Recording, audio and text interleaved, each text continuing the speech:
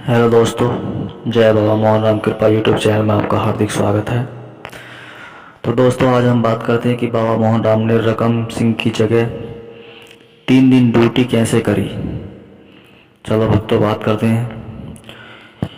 उत्तर प्रदेश राज्य व मुजफ्फरपुर जिले में भूमाखेड़ी एक गांव था, जहां चौधरी कालेराम श्रीमती हुक्मा देवी के घर पर एक बच्चे का जन्म हुआ था, जिसका नाम रकम सिंह रखा गया था।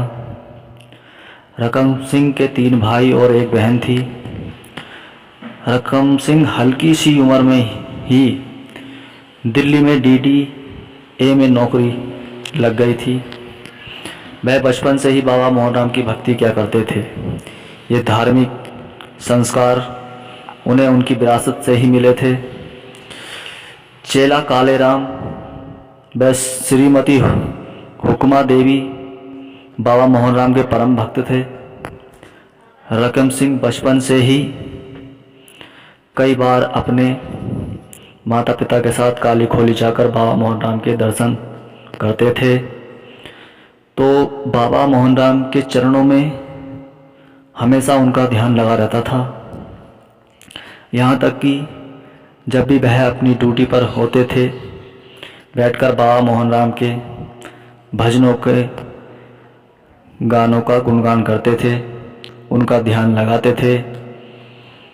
जब उनके साथी इस विषय में कुछ कहते तो वह अपने साथियों को बाबा की महिमा सुनाने लगते थे। तो दोस्तों, एक दिन की बात है कि जब वह अपनी ड्यूटी पर था तो उसका एक साथी मशीन द्वारा पार्क में घास काट रहा था। तो दोस्तों, मशीनी में जुड़ा बैल कुछ धीरे धीरे चल रहा था। काम कुछ ज़्यादा था जो जल्दी निपटाना था।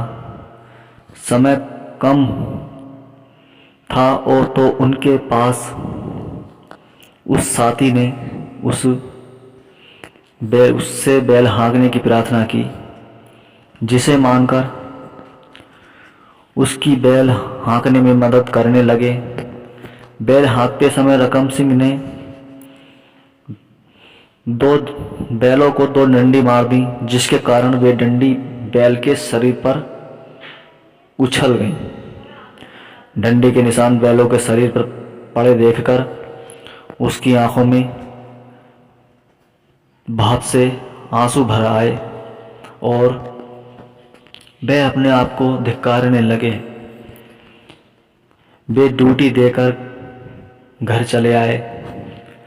घर आकर उन्होंने खाना पीना सब छोड़ दिया, खाना पीना भी नहीं खाया और सोचते सोचते उसने एक पशु को इतनी जोर से डंडी मारी, रात भर उसे नींद भी नहीं आई। उसका दिल बिल्कुल उचाट हो गया, जिसकी वजह से वह 3 दिन ड्यूटी पर भी नहीं जा सका। 3 दिन बाद जब वह अपनी ड्यूटी पर पहुंचा तो उसने देखा और देखकर दंग रह गया कि उसकी 3 दिन की गैर हाजिरी में उसकी हाजिरी किसने लगाई है। उसके विभाग में एसडीओ ने उससे बताया, तुम 3 दिन से लगातार आ रहे हो। पुष्टि विभाग ने चौधरी ने भी इस बात की पुष्टि की। स्टोर कीपर ने सबके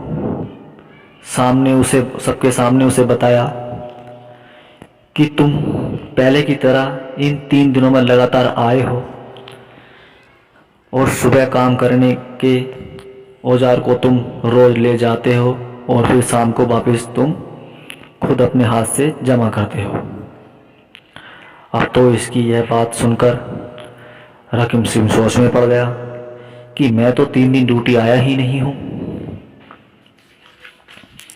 और यहाँ पे लगातार ड्यूटी दे रहा हूँ, ये कैसे हो सकता है भाई।